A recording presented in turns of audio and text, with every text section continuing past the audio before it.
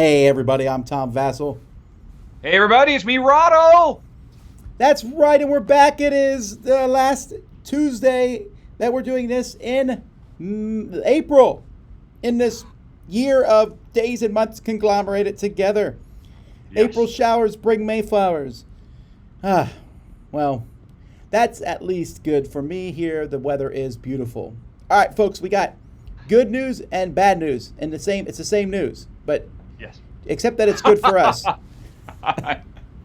And so what we're doing is we'll be taking this show and we're going to be making it a weekly show rather than twice a week. So the next episode of this show will be on Rahdo's channel like we do every other show, but it will be next Tuesday. So just the show will always be on Tuesdays at 2 o'clock unless there's a convention going on. So in other words, it's always going to be on Tuesdays. There's no conventions getting in the way of this for a very long time. Yeah, we had a good run. Our first 10 episodes were twice a week. And I think we've got you hooked now, so now we can start pulling back. Well, also, don't worry. This is not a what they call pod fading. It's not like, oh, no, this is a deliberate, deterministic thing because we want to, A, keep fresh, and B, not run ourselves out of content all the time. Most of my shows I do once a week anyway. So, there's already a boo. Hey, someone said, Rahdo, thanks for the Business Wars recommendation. That was my recommendation. I'll take it, though. Alrighty. So, what's the game in front of you there? It looks like an Arkham Horror style game. It is an Arkham Horror style game. This is Crisis at Steamfall, the new Genesis expansion. And honestly, you just put an idea in my head. It's too late. I've already filmed it. I filmed it last night. But now I wish I'd said, this is what you would get if Vito Lasarda designed Arkham Horror. That is what this game is. That doesn't sound attractive at all to me. It's crazy. It is the definition of chocolate in your peanut butter kind of thing, and it works together to make something very, very different, very unique. I mean, this is a sprawling adventure game with all kinds of stuff popping up all over the place. But it sounds very complex. Is it complex? It is. It is very, very complex, although at its heart, it has a very simple little action selection mechanism where you program you basically have all these chits. You can put them in to program what your actions are. You can do every turn, so you can really customize yourself. You get tons of followers with special powers. You get tons of items that can be modified and made more powerful. Events pop up all over the map that give you things to take advantage of. You can play cooperatively, competitively. It's a big sprawling thing. It's going to take you 2 to 3 hours to play it. But there's no dice rolling. It's all very Euro-y, very deterministic. And it's really quite unlike anything else out there. So what's this called again? The original game is Crisis at Steamfall. This is the first expansion, Genesis. And actually, for people who haven't played Steamfall, I tend to think Genesis is the better starting place because Steamfall really throws you into the deep end of the pool. If you just get the base game, it's like, my brain is exploding. One of the things he did with Genesis, he introduces a new cooperative and a new competitive mode that they are much more streamlined and directed. And I think they do a better job at introducing you to the full game. It's almost like Genesis is how the original game should have launched. I don't believe I've played. Well, I should say I don't believe. I don't know why I say stuff like that. I haven't played. I think the original one, I don't know if it ever went to retail. I think it might have been a Kickstarter exclusive. And, of course, Genesis is coming in early May, and you'll have an opportunity to get the base game again. Got it. Okay. Well, I'll have to look at it then. No, I actually get a lot of Kickstarter stuff. I guess that must have been one that... Do you remember when it was Kickstarted? Was it last year or the year before or several years ago? No, when it was Kickstarted. Yeah, I don't know. Yeah, it was, geez, it must be 2 years ago. Because I remember I filmed it during that brief window when Jen and I were homeless and we were temporarily living in England before we'd made it back to the States. So, about 2 years ago. All right, well, that would explain why I didn't back it at that point in time. Okay, No worries. All righty. Well, it's hard. So it's launching later in May. Lots of Kickstarter stuff coming out.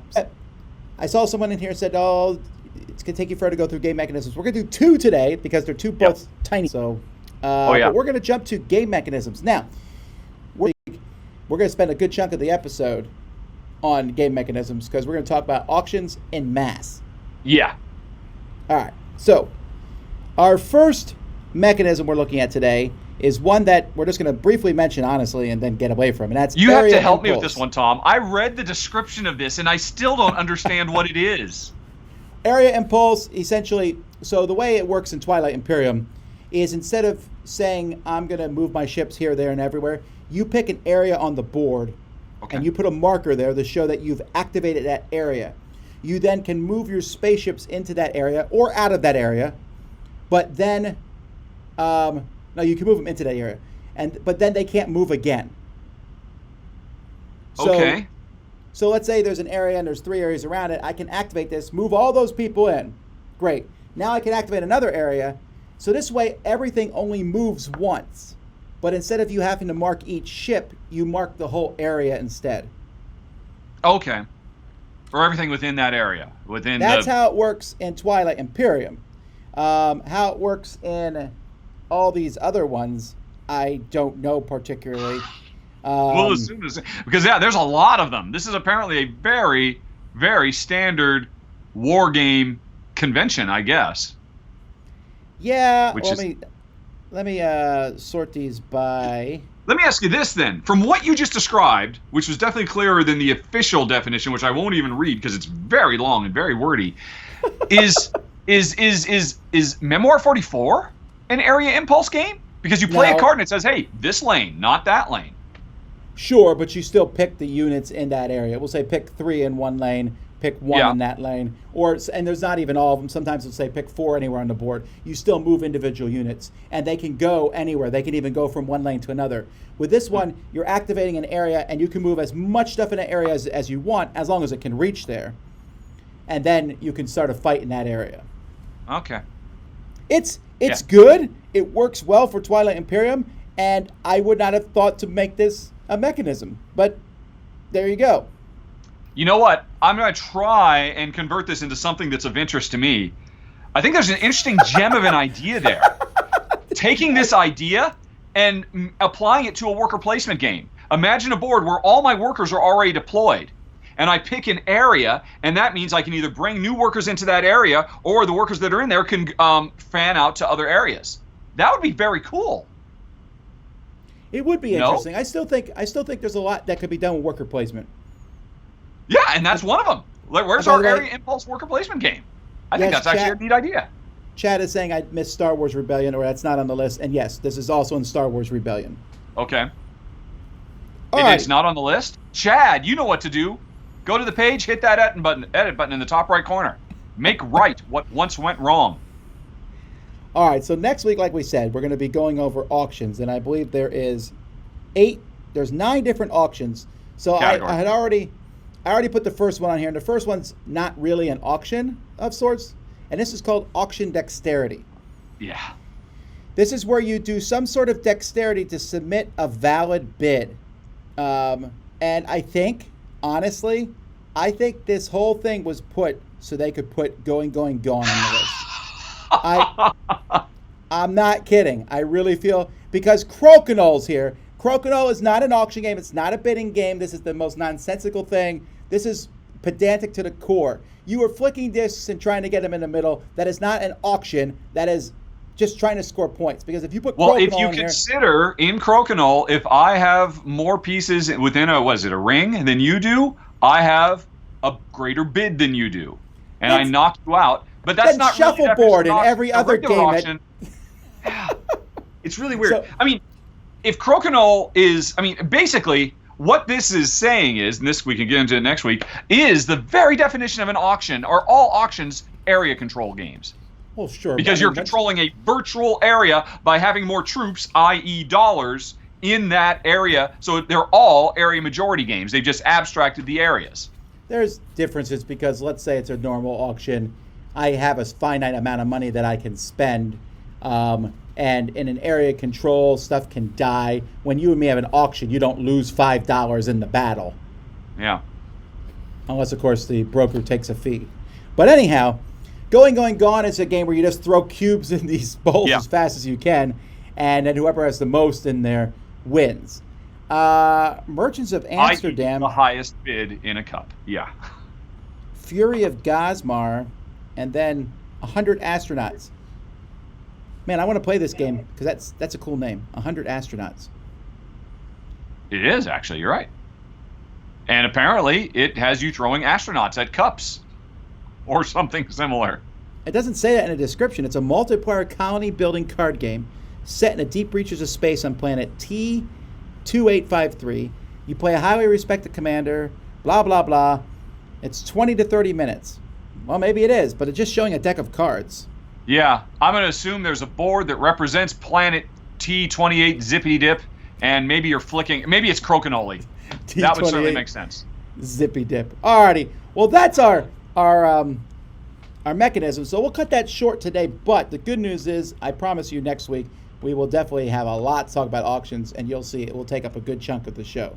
We will revisit auctions. Really area majority? Yay or nay? I'm not going to really pursue that myself, you will not me engage in that topic of conversation. Fair enough. I don't know. It's hard for me not to engage. All right. Top 5 list. All right.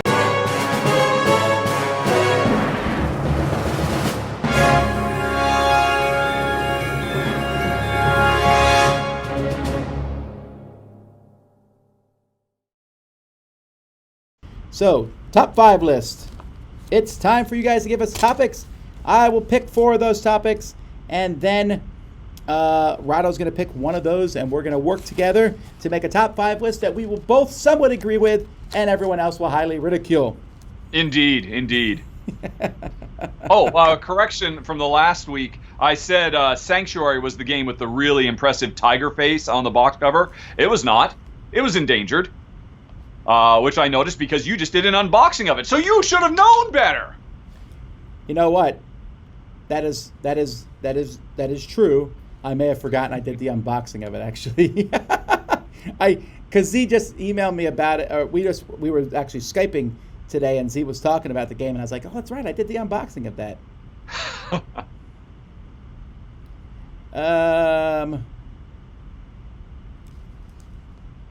I do not know how you can keep up with this flurry of suggestions.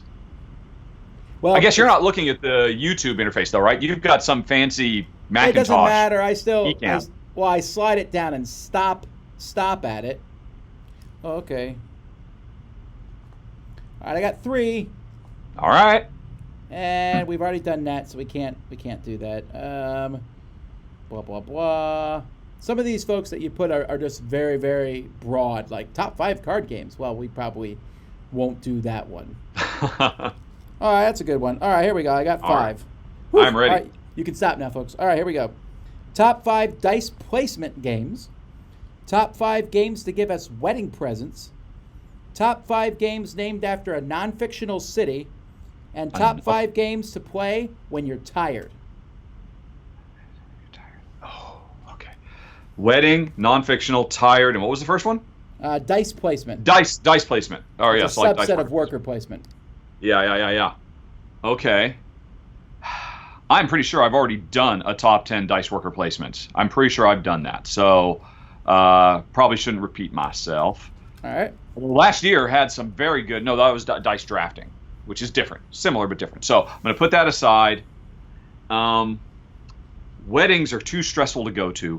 So I'm going to put that aside. Wait, a wedding is stressful to go to? You don't have to do anything when you go to a wedding. You just sit there and watch. You're surrounded by people who want to chitty chat. And very few people talk about board games. And you're not allowed to talk about politics. And so all I've got left is TV, and most people don't watch the shows I watch. So it's very stressful. Plus you have to dress up. I think we established last week that I've only worn a tie like 6 times in my life or something like that. Or at some point. Yeah, but you don't have to go. So if I'm taking you don't have to go to a wedding to give someone a wedding present.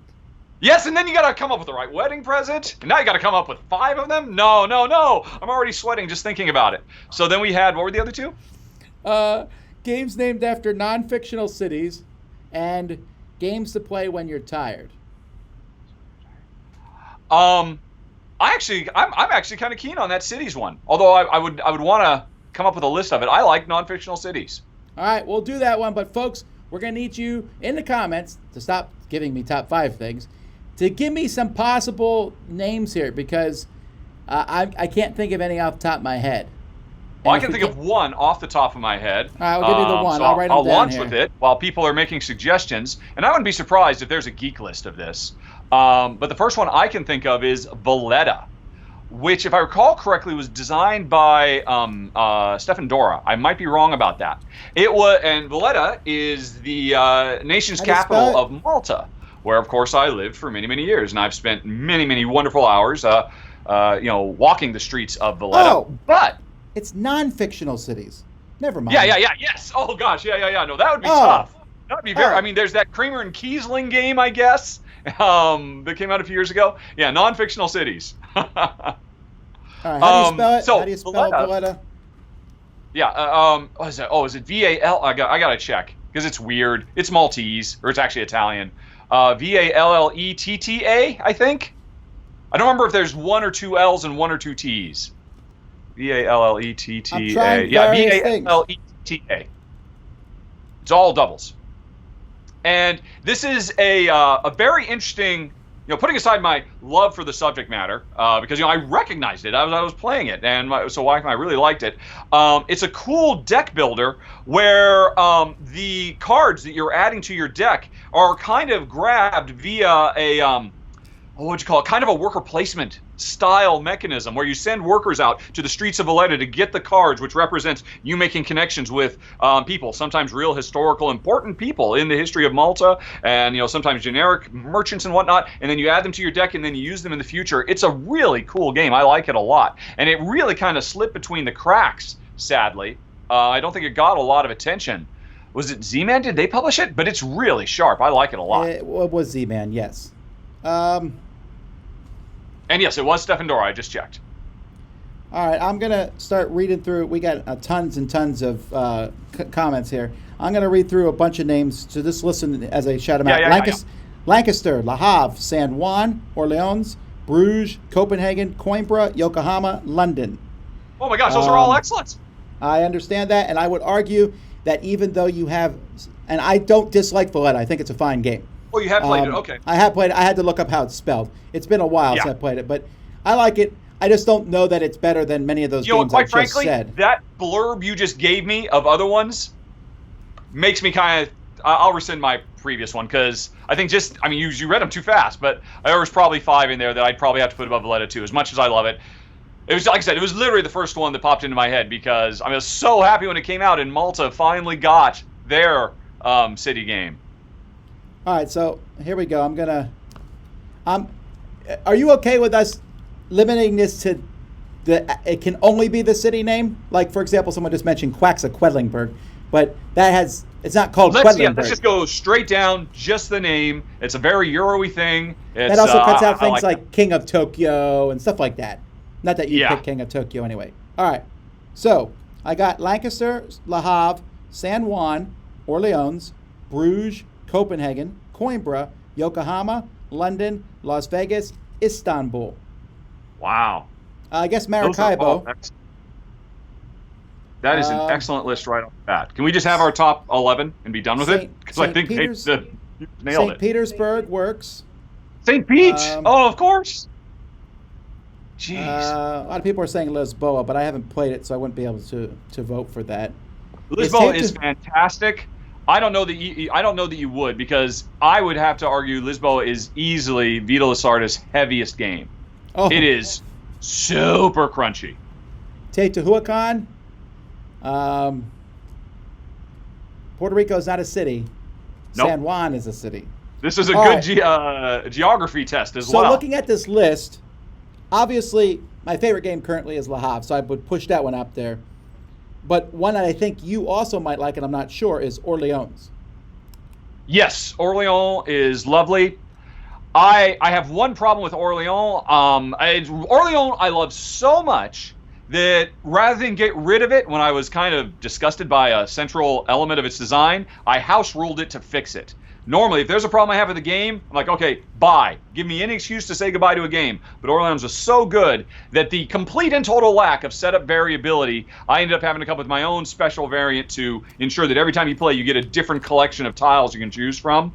Wait, what are we talking about? In Orléans, every time you sit down and play the game, you are always going to have, it's like playing Dominion, and every single time, for all time, you always start with the same 10 decks of cards you can choose from. Never any variety, never any differences. It's just, I'll try different combinations of these cards, and the same thing is true of Orléans. And even though he kept releasing more and more and more, new tiles, he always said, just put them all in. And that was such a dumb rule. I'm tempted to leave it off this list because of that rule. You can leave it off the list. Make your own rules, man.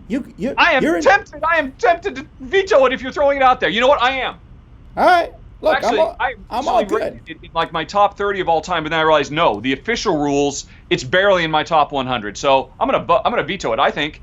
There are games that are equally good that don't have a fundamental core problem, at least in my mind, that could be so easily fixed. I love variety more than almost anyone I know, and I didn't even notice this was a problem.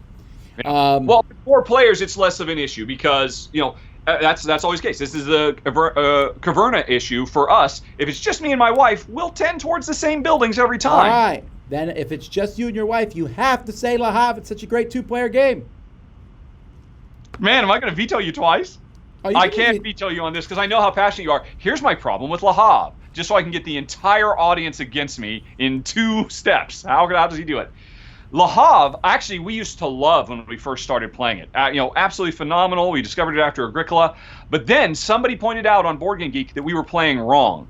We were playing it such that for every loan you take, you've got to pay a franc for every single one when interest time comes up. And of course, that's not the reality. The reality is, no matter how many loans you take, you just have to pay 1 franc in interest. And as soon as we discovered that and we started playing it the correct way, that game, as a 2-player game, very quickly devolves into a very clear look. It's just all about coke and steel. And just getting to that, taking tons and tons of loans, never caring about food and therefore leather and all of these other things. Just completely ignore all that. Take, in the game with, 10, 12, 15 loans. It doesn't matter because by the end of the game, you're so rich you'll be able to pay them off without even blinking an eye. And you didn't have to suffer for it throughout the game because no matter how many loans, you're paying 1 franc. Now, retroactively, they changed the rule a few years ago in subsequent printings of Le Havre, so where based on the number of loans, you have to pay increasingly more francs to try to mitigate it. Wait, and it does. It helps soften it, but it's still a problem. I actually played that wrong also. And then when I found out the rule, I was actually happy as opposed to you because I don't play against the spirit of a game. I only take out a loan if you absolutely have to, and then you pay it off like a man. That's fair enough. But if you're willing to play the game to peak efficiency, the spirit of the game, you literally throw it out the window. And I understand why they do it, because at higher player counts, you just don't have enough time with 1 worker to be able to deal with extra interest payments. But I would have liked to have seen them resolve it in a different way. So I know how incredibly passionate you are about Le Havre, and I like you could veto anything with you a want. hardcore 2-player variant. But to me, it has the same issue as it has a fundamental flaw at its root. All right, what about Yokohama? Yokohama is lovely. Oh my gosh, that's Hisashi Iyashi, right? I think. Yes. Mr. Trains, that is his best design to date. It's great. I love it. That kind of sort of deploying workers, but they're not really. They're kind of like breadcrumbs, and then you have your main worker who travels around. So it's like a route building game. So much stuff going on. I mean, the only fault I could give it is it's not the prettiest game out there, but I don't even want to fault it for that because, as I understand it, his wife did all the art. So I'm very charmed by that, too. I would not blink an eye at Yokohama. All right. I'm just jumping I'm afraid to look at the chat. Do they all hate me, Tom? No. They're still listing names of cities. Well, okay. Yokohama is a gotcha. You read that list twice. The one that jumped out at me more than anything else is Martin Wallace's London. How do you feel about London? I do not like London. I apologize. Of course you don't, because of the not pollution cubes, whatever the black cubes are called. Yeah, I really don't like them. That's a game that punishes you, right? However, London is one of those games where I can say I don't like it, and yet I can go, good game though. It's just not my style of game. And the new I production can't from believe you're Osprey rolling over on Hop. I is mean, if you amazing. fight me, I'll let it in. Well, no, I'm just waiting to see what the other games are first. Yeah. Okay. To decide how hard you want to fight. Fair enough. Well, let's see what we got. How about St. Petersburg? I saw you perk up when I mentioned that. Oh, I love St. Pete.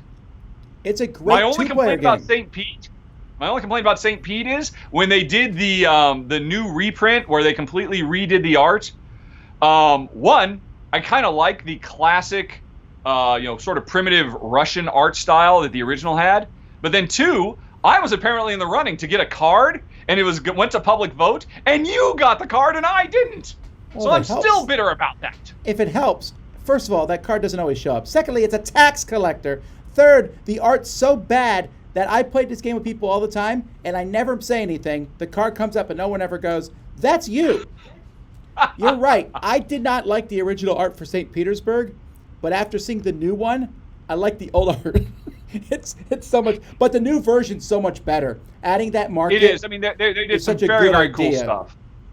It had that whole Glenmore 2. Hey, here's like a half a dozen different modules to grow the game. Yeah, I St. Pete, graphical issues aside, I think is a brilliant engine builder. One of the best engine builders ever, probably. It's so satisfying to get all those cards and then just run them round after round. I love it.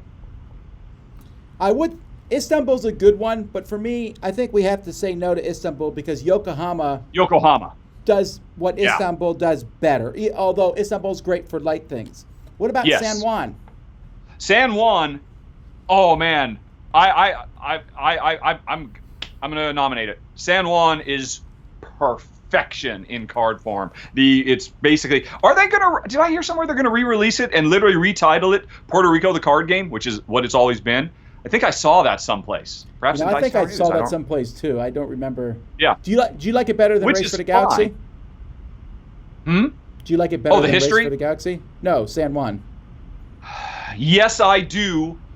Although, really, only because of the graphic design issues of Race for the Galaxy. That every time I play it, because I don't play it enough, I gotta, let me learn how to read this alien lexicon again.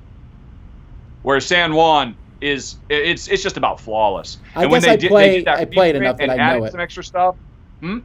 I said I guess I play Race for the Galaxy so much that iconography doesn't bother me anymore. But I definitely realize it's a problem.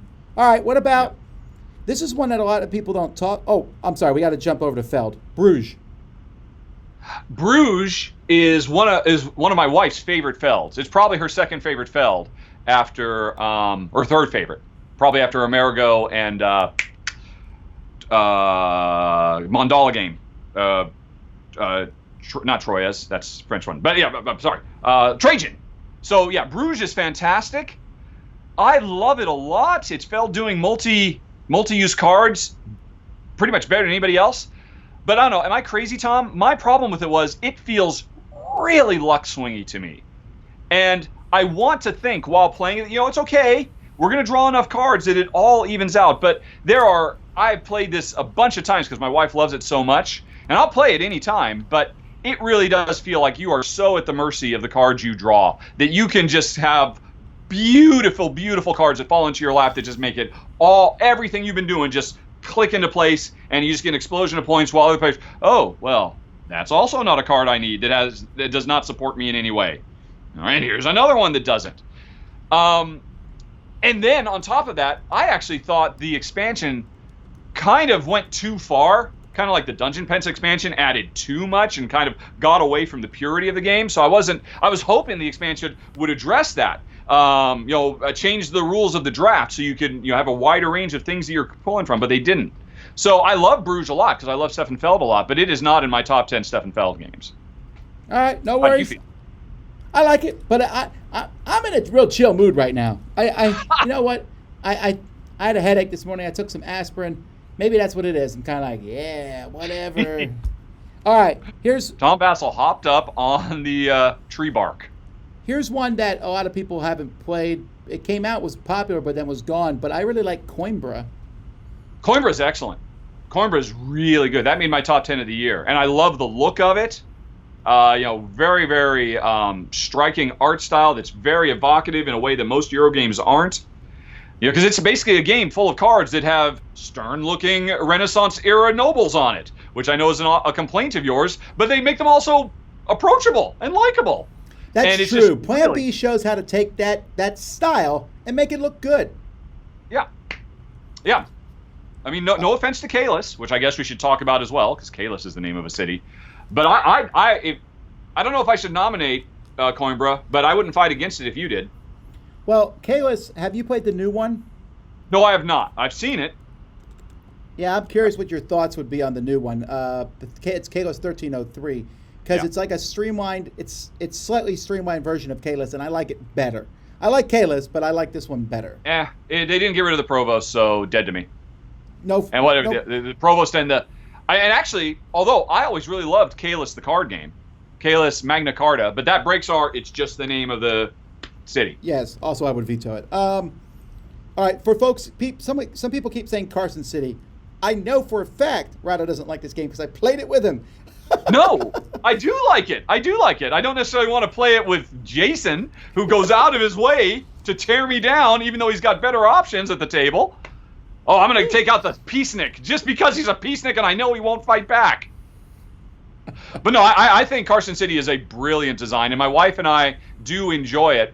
Especially one of the expansions added outlaws that would pop up all over the board, and so we could turn our guns against them instead of each other. So that kind of helped us a lot. I do think it's absolutely brilliant. It's Kalis in the Old West without the Provost. And the thing is, the board is so big.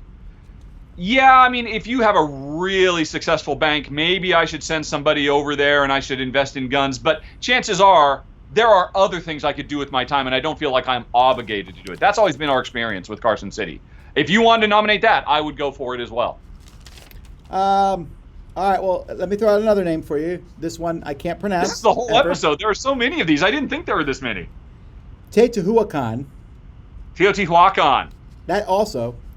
Although we're both doing it wrong. We need to get Z on the phone right now. Actually, Ella was the one who made the whole video about how to pronounce it. Oh. I watched her video, then I always forget. Yeah, apparently it's more Teotihuacan, I think, or something like that. Well, anyway, do you like the game? I think it's great. And I think the expansion late pre-classic period fixes my one problem with the game. So, considering that came out, that's a brilliant one too. Is Zolkin a city? I don't. No, but the subtitle, the Mayan calendar, we can ignore it. I'm glad you made that call because there are too many things. Yeah, I think. Jaipur. Ooh. Yeah. You gotta love those camels. Huh. Yeah, I do. I think we give. You like that one? All right. All right. So we have 6 here. Okay. So you just got to drop one. All right. Of all the ones you mentioned, the only other one that really jumps out at me would be Lancaster, which is such a brilliant worker placement game. I thought you would hate that one because it's mean. Well, my evolution. Well, it's interesting. We could talk about that next week because I consider it an auction game in worker placement form. You send some workers to that city. You know what? I'm just going to outbid you by sending a stronger knight. I don't disagree with that, but it still feels mean. Yeah.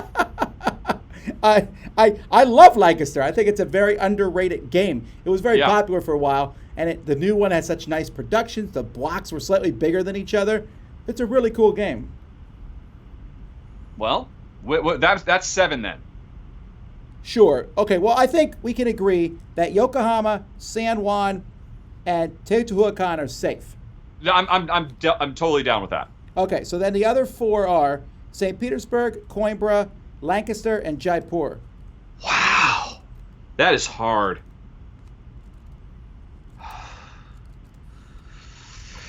Well, of all of those. Well, how about this? We each pick one. Okay. Well, you go first. I'll pick St. Petersburg. I really, really like it. Okay, cool.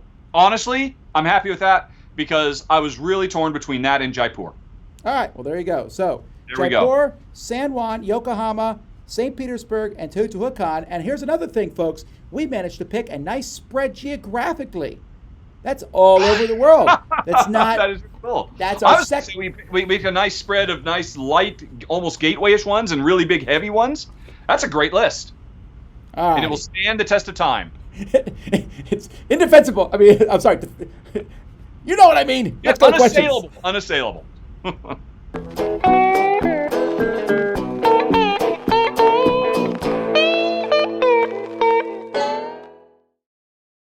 Twas in my top 10 of all time. I even said it out loud. I would have vetoed that in a New York second. All righty. Fair enough. All righty. Folks, if you got questions for us, Lahav will never forgive Tom. That's okay. I already wrote it down. Yeah, you are way too chill. No, I'm keeping a list here of top 10s that I'll do in the future. It's no big deal. I do these not so much to like argue over it. I like to discuss this because I think it's a fascinating thing to talk about these games. And hopefully when people watch this stuff, you learn about stuff that you may not have heard of, and you'll hear different perspectives. Yeah. And that that Lahav thing, for us, I could certainly see why you actually appreciate it, because the hallmark of Lahav above everything else, at least from Uwe Rosenberg games, is it's so chill, it's so laid back. I've heard you say it a dozen times. These are all amazing choices. And effectively giving you infinite money, which is what that game does, just gives you more choices. I do like that. All right, first question's from Cameron. If you could go back in time and give your younger self any game from your collection, what game would you give yourself? Let's specify what younger self means. Do you want to say like... Oh, that's a good question. I immediately assumed 20s, but no. Actually, that's probably more interesting to talk about, preteen or teen years, right? Let's do 2 games. One when we're a teenager, like you just turned a teenager, 13, and one just graduated from college. Right. One when I didn't know any of this existed and I thought everything was Monopoly, and one when the only thing I thought existed was Magic the Gathering, basically. And I'm trying to say, look, there's something else. Ooh. For me, the 13-year-old, I would probably give him Heroescape, because I know I would have played that to death. Out of college... yeah, gosh, talk about the perfect 13-year-old game, definitely. Out of college... Man, what would I go back and give myself? I'd want something that I could play for a while. Yeah, I might pick Gloomhaven. I really think that me and Gloomhaven, I would play through that twice, I think. Mm-hmm. With different characters each time. I think Gloomhaven would satiate my I want to do a million things. I was just getting into role-playing games. I was playing collectible card games and Warhammer, and Gloomhaven. If I got that, that would have blown my mind. Okay, I think those are excellent choices. I think for me, as the young adult, like I said, I discovered Magic the Gathering. It changed my life. We made a down payment on our house in Oregon based on Magic the Gathering, because I got so into it. I actually got a retailer's license so I could buy it by the case. I was so insane. And now I look back and say, why did I waste all my time playing that terrible, terrible game? Just so I can make even more people hate me in this thread. I would go back and tell myself, you forget all that craziness. Check out Shadowrun Crossfire. Okay. Which I absolutely adore. Shadowrun Crossfire shows, hey, it doesn't have to be competitive. You don't have to try and kill your wife. You could fight alongside your wife. And look at this deck building thing. This is so much better than the slow drip feed of draw a card and get screwed for land, round after round after round. And if all that weren't enough, stickers. And you can keep playing it. You can play it 50, 100 times and still be leveling up your character. That would have blown my my early 20s mind. I would love that to pieces. And my wife would play it with me. I don't think in our early 20s my wife would have played Gloomhaven with me. She played a lot of Magic with me. We played in tournaments all around Seattle. But I think Shadowrun would have been perfect for us, or Crossfire. And then going back, I have to think about, at that point, I was living on a boat with my family and nobody else in my life, so it has to work well for me and my brother to play. And I think I don't think my dad would play at all, but my mom would want to get into it. And I think I would maybe, because of my love of video games, go with Escape: Curse of the Temple. Okay, I like that. I don't know. Do you think you would have maybe gotten tired of it the 20th time though? Escape: Curse of the Temple Big Box Edition. Fair enough. All right. Reese wants to know, what's your stance on house rules? Acceptable, or does it go against the designer's intention? Although I got to say this, if I design a game, well, I did design a game, and I went and people are like, well, we changed the rules, I'm not going to get mad. I'd be like, are you having fun? Yes? Who cares? You can change every rule for all I care. Would you take the time to point out, well, that's cool, I like what you're doing there, I'm glad you're having fun, but please bear in mind, by doing this, you completely nerf this whole class of cards and they become worthless. You'll discover this as you play more. Would you bother with that, or would you just let them discover on their own that they've broken the game? I think it depends on what they're doing, how many times they played the game. Like, I'm not a fan of somebody who makes a house rule 2 minutes into the game. It's like, look, dude, just play the game.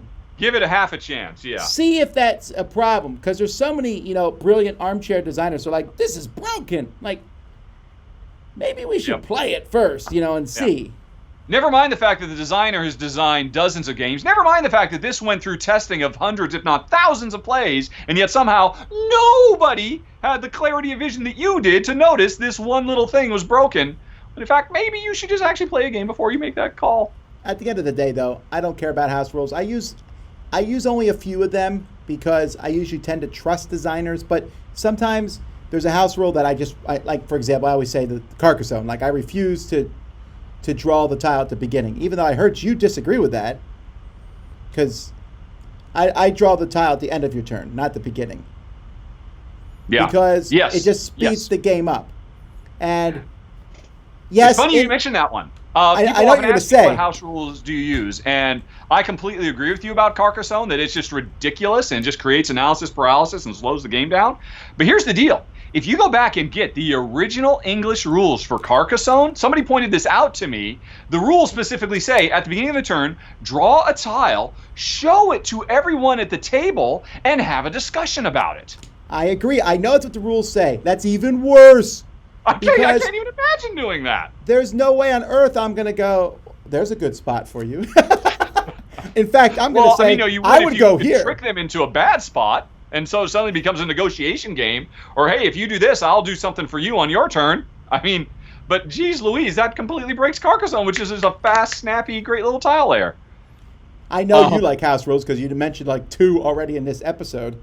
I hate house rules. That's why I was saying it's the exception to the rule. For me, the problem with house rules, and why I'll dismiss them 9 times out of 10, if I see a problem with the game, it's something we just don't like, hey, game, you just did me a favor, because I can get rid of you, and there's still 50 more games in the queue right behind you, There are too many games. If I've got a problem with the game, when I first got into modern board gaming about a decade ago, I would try to fix things. I can't tell you, Tom, how much time I spent trying to come up with a good redesign for Red November and the cute little panda eating bamboo game, which I thought, this is cute Takenoko? for kids.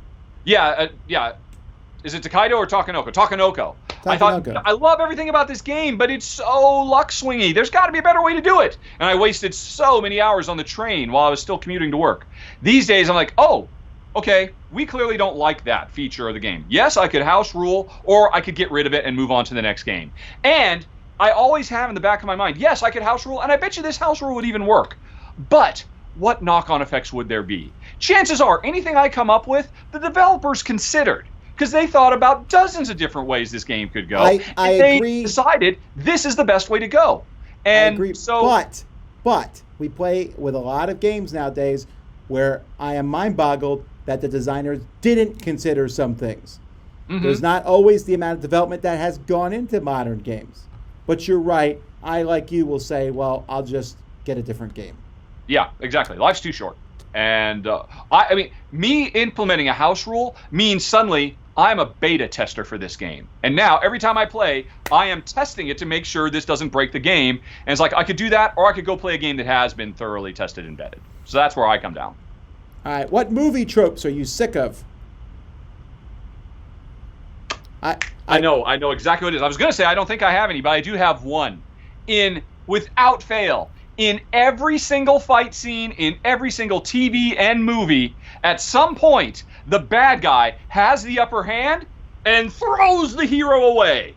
kicks them across the room, tosses them across the room, and then slowly walks up to them. It's like, if you just choked him out right there, you'd win. Why are you doing that, he Agent throws Smith? them near the weapon that they need. With you? He throws them near the weapon they need or whatever. Without fail. And it's like, and that didn't even hurt them. I could get tossed across the room like that, and I could probably get back up. You would have been much better just keeping me pinned to the wall until I was unconscious. All right, the movie trope that I actually get irritated at and I dislike a lot is lack of communication. If I walk in the room and my wife is hugging another man, the simplest solution is to say, "What's going on?" And then she would say, "It's not what you think." And I would say, "Cool, what is it then?" But then the movie would be over. You know? Yep. So your trope is the Three's Company syndrome. No, it's the episode where there's a misunderstanding. Right, where there's two people and they're talking to each other on the phone and they're talking about different things. It's and just one simple conversation. The second one I hate. Wait. Can I just be clear? Are we talking about the same thing here? Is it so hard? Well, and very similar to that, the second one I hate is the guy who knows an incredible, important piece of information, but because they don't want us viewers to know it yet, he won't tell the hero either. Be like, "So what's going on?" "It's a long story. We'll explain later." "No, you explain now." All right, sorry. Why else did I bring it up? Yeah. Let me see here. The first game you remember from childhood. Let's see. I'm actually thinking about all the different houses I lived in. We lived in a lot. We moved around a lot. Life. Maybe life. Honestly, I think you're right. I have my dimmest recollections of that spinner and putting those pegs on those little cars. Yeah. I think you're right. I think that's it. Wow, it's weird that we had the same one. Well, we're not that far apart in age, actually. I just turned 51. You're in your, what, late 40s? No, I'm in my early 40s. Does a gentleman never reveal? Apologies. No, I'm 43. I'm going to turn 44 this year. Oh, geez. Oh, you're a young whippersnapper. I had no idea. That's right. Do you see gray? There's no gray. I think you're right. Actually, folks, you got to go on. I remember playing Monopoly at one time when I was staying with my aunt and uncle. Played a lot of Monopoly, but I think that was a little bit later. I think a lot. It's either Life or Yahtzee, because I remember my parents. Oh, does it count? My dad played a lot of Klondike Solitaire, a lot, and I would just sit with him as a very young boy, just not even understanding what he was doing, but just being fascinated with the sound of the cards that they snapped in. It might be that, but I wasn't really playing. Folks, on this subject, if you get a chance, go to Board Game Geek, look under Rahdo's account. He just posted a picture of him and his wife as a young couple. His wife looks almost the same. He, though, looks much younger. The years have not been kind, Tom. Okay, so then Josh then says, what was the first hobby board game you purchased? He says his was Biblios because of your excellent video. Oh, well, that's a great place to start. Biblios is fantastic. And I mean, Tom, you know what it is, right? You know what mine is. No. No? Pandemic! Pandemic. Oh, that's right, because you mentioned that when we talked about it. Yeah, right. yeah. The whole story of the road trip. I think we covered this in a previous Corner to Corner. I mean, unless you would consider Magic the Gathering, but I would not. Sure, but we'll say the board game hobby. Because would cut out. Even for me, I played some games like Cosmic Encounter and Kingsmaker as a kid. But the first one I bought in the modern stuff, it was either Settlers. I think it was one order. So I ordered Settlers of Canaan, actually, not Catan. And then Puerto Rico was one of my first picks. Yeah. Which would you like to claim is your first of those two? Oh, Puerto Rico. It sounds better. Yeah. That makes you smart. Does it count? I remember I did in the mid-'90s play a game of Hero Quest with a friend, but that doesn't count, right?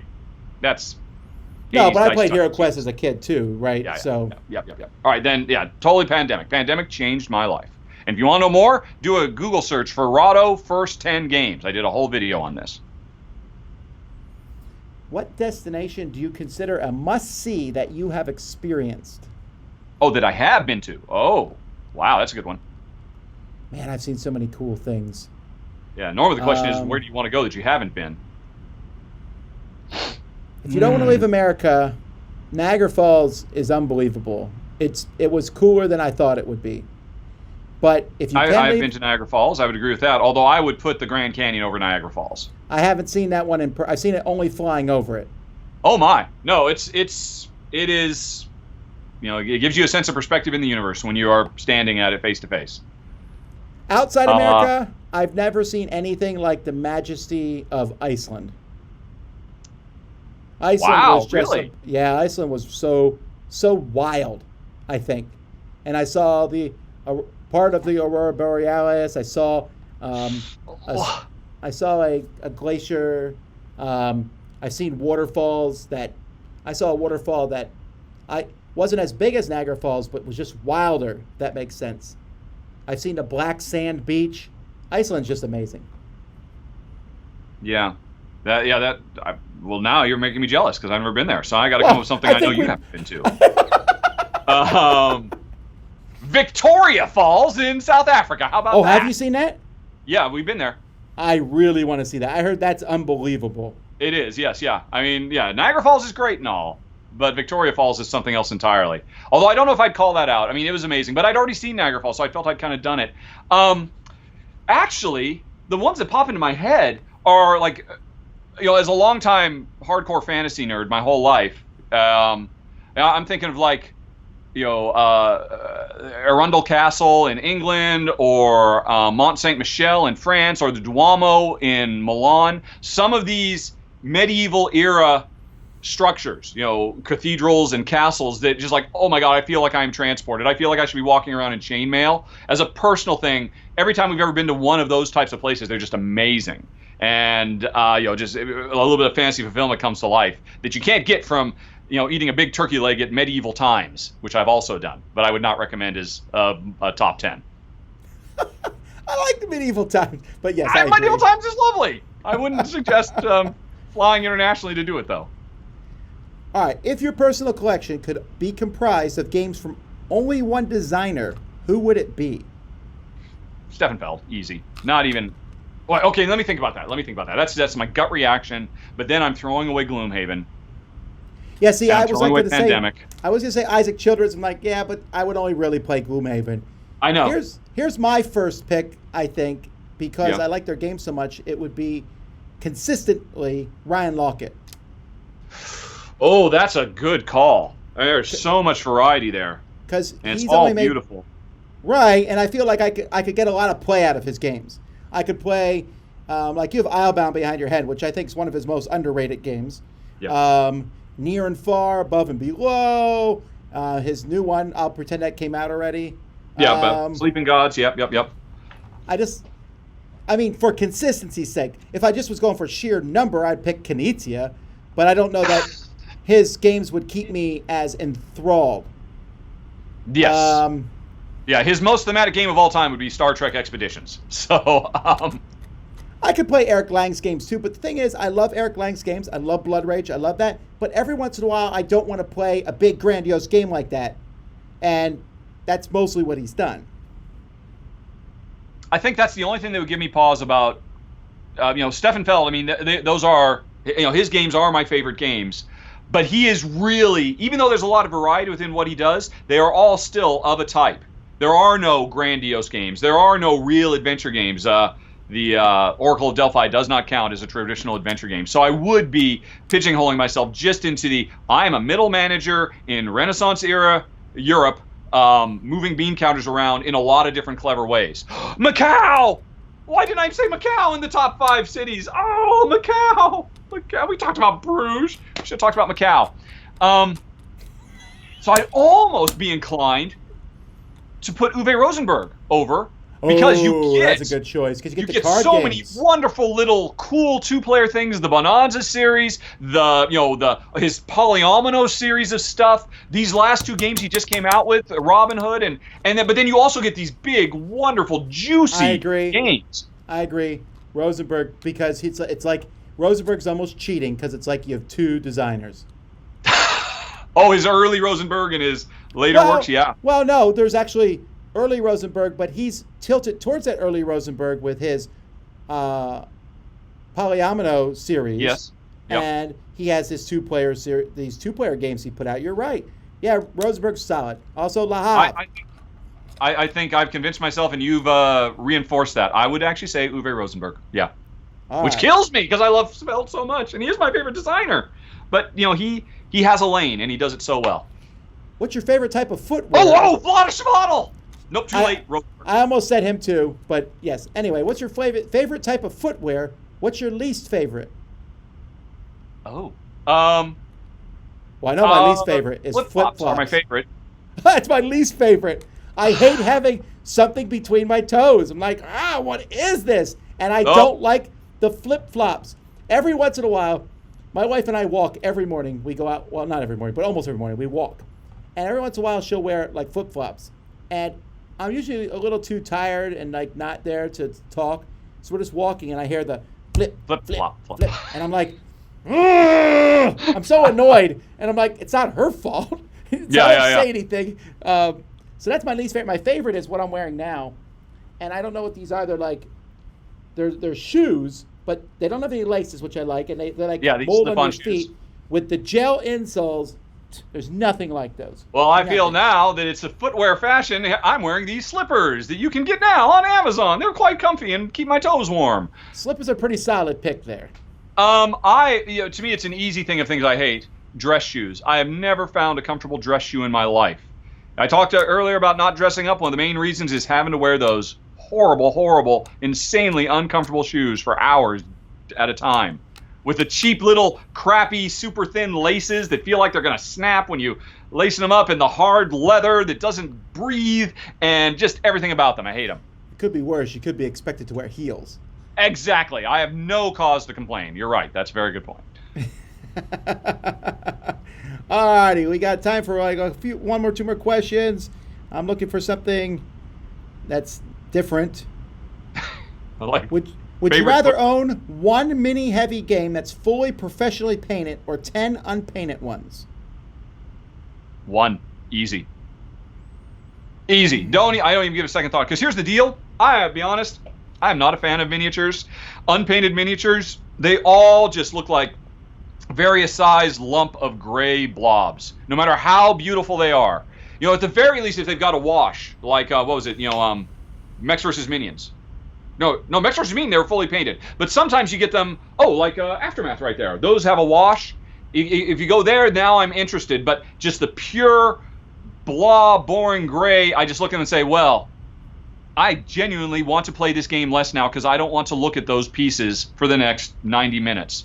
I would so rather have standees that are two-sided like Legends of Andor and nobody else has ever done it. Come on, developers.